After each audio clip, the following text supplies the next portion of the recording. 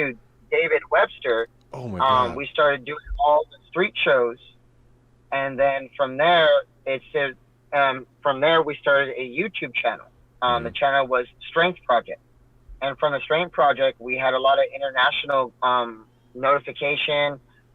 We got on YouTube one videos, so we got really ranked one of the top 3 fitness channels of like 2015, I think, 16. Oh wow! Congrats. And so we got super popular with.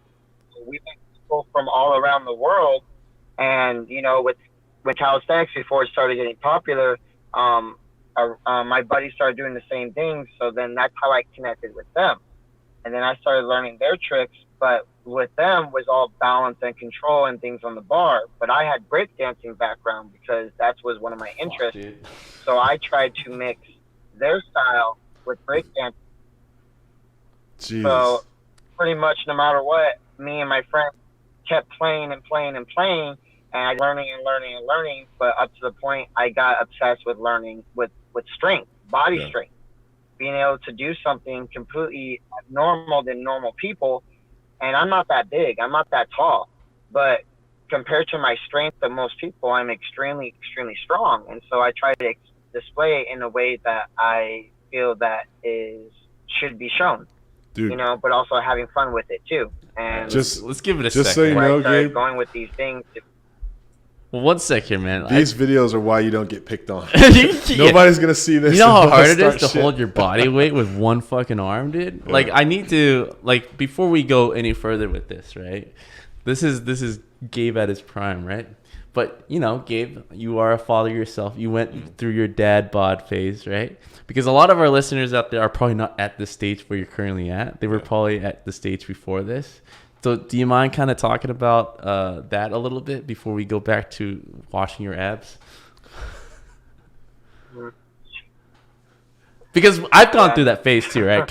I'll start us off, right? I went through a dad bod phase. It's real. Like after your first I feel son, like I'm in my dad bod phase. Yeah, but like when you have your first kid, I think for any guy, you're probably at your biggest, right?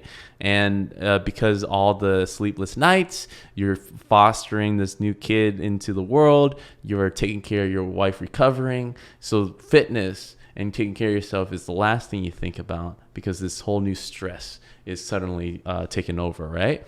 And so for me, I completely just forfeited that lifestyle for a good, I feel like, a year. And up to that point, I never really skipped out on my health. And for me, I think every week goes by, I felt like, oh, it's not too bad. I'm not too bad. I still got it. Until I looked a year after in comparison photos, like, holy shit, I got fat. Facebook memories dropped. Facebook memories, yeah. So I don't know how it was for you. Do you mind kind of going through that personal journey for yourself? Well, I want to go on 2 cases because going through that dad body phase, I really didn't go through that much of a big overweight phase because I still was able to do all my tricks. I can still do my handstand push-ups, no big deal, anytime, any day. My worst phase was before I got into shape. And that was really because I wasn't eating properly. I was eating what I want. I wasn't eating what my body needed. I wasn't paying attention to my body. I still worked out all the time. Yeah. But I wasn't ripped, I had to learn other things to get me to that point. So my worst was before I was ripped. Afterwards, I'm still strong. I can still do probably 90% of the moves I did before. I get tired a little faster. My endurance isn't as good. That's really the only weakest thing that I have. Oh, yeah. But otherwise, when you have a tradition of being athletic, there's a lot of people that, I go to the gym all the time. That doesn't mean anything. It means, what are you doing? And how are you doing it?